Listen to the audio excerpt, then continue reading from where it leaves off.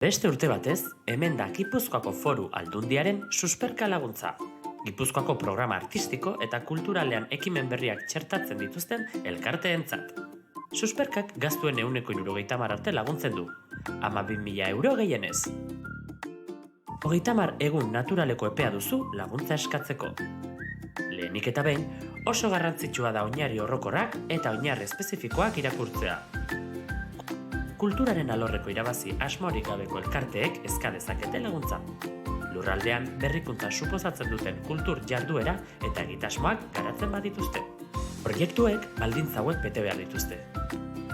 Gipuzkoako kultur panoramari ekarpen berritzaileak egitea, Gipuzkoan garatzea, deialdiaren urtean garatzea eta ekonomikoki bideragarriak izatea.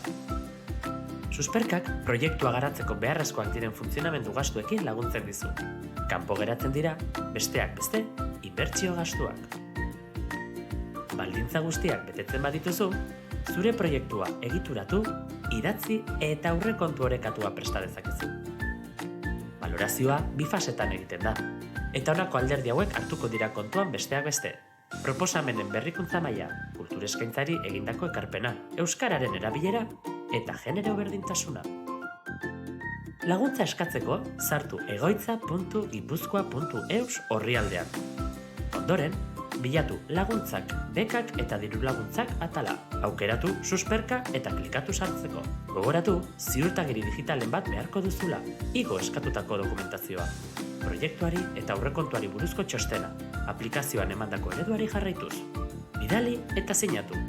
Eta eskaera erregistratuta geratuko da. Zalantzarik baduzu, K bulegoan lagunduko dizugu.